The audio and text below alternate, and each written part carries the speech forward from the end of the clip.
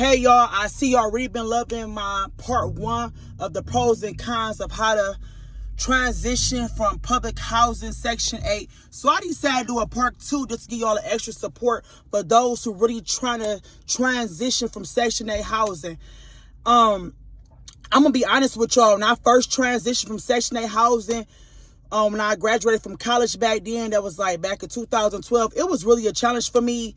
Especially when you gotta get used to paying real rent, because it's not like living in public housing. You have to keep your job. So I can remember when I got my first offer out of college. And by the way, I work in the medical field, for those who curious. Got my degree in medical. I work in the medical field. So when I first graduated and transitioned out of college and got my first offer, one of the hardest things was like when you got that comfortability from living in section 8 or low income housing or projects for, several years, knowing that if you lose your job, the rent can go to zero.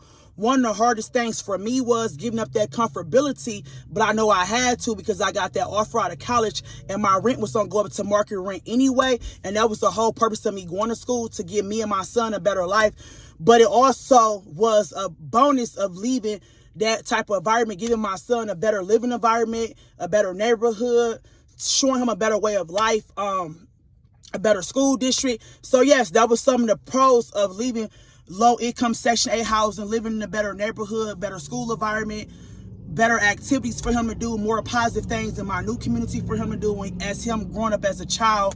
Another thing was, for me personally, some of the pros was helping me transition to a woman, making me holding me accountable to keep my job, making me accountable, making me, I just couldn't just walk off from my job because I didn't like what the boss said or what a manager said. It just really, like my first job out of college, it just made me like, okay, I got to learn how to humble myself, take direction from others. It really taught me how to really be on my grown woman, to take constructive criticisms, grow in my career.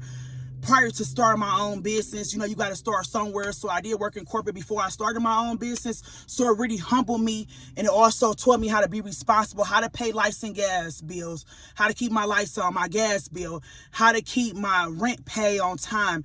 Because it taught me how to get up and go to work, even when I was tired, even if I didn't feel like going. It just made me into a woman. That's all I could really say. So for those who really want to make this transition, it will make you to a responsible adult. It teach you real responsibility, knowing your rent cannot go to zero. It really show you how to get out the mud, how to keep your money coming in. It teach you how to be on the grind, whether that's in a 9 to 5, whether that's in an entrepreneurship, your own business. It make you get up and grind, knowing your rent not gonna be zero, y'all.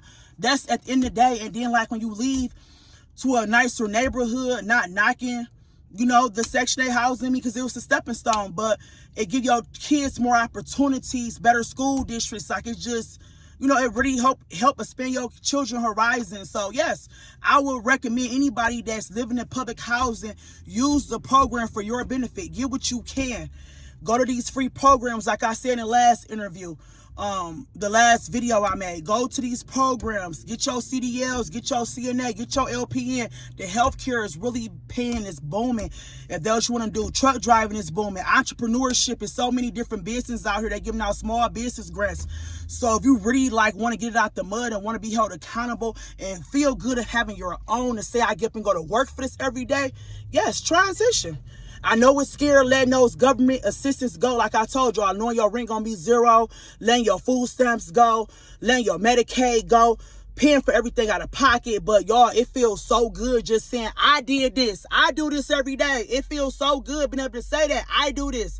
I get up for me and my family. It feels so good to get up and be able to say that every day. So for those who really want to do it, man, do it. Believe in yourself. Because once you leave, ain't no going back. Ain't no going back. You got to keep your job. You got to keep your business. It's really hold you accountable. Like I told y'all, it really treat y'all how, it taught me how to be a responsible adult. It taught me how to be about my bed. It taught me how to make sure that I get up and take care of my family, because my rent not going to be zero. So I hope this part 2 was helpful for y'all. If y'all got any questions, feel free to hit me up in the inbox with decent questions, y'all. I'm here for any support. This is what I do, man. I love giving support. So again, don't forget to follow me. I got other great, other videos I do on day-to-day life, things I've been through, things you can learn from. So I hope y'all find this video helpful, y'all. And don't forget, believe in yourself. Believe in yourself when nobody believes in you. Believe in yourself.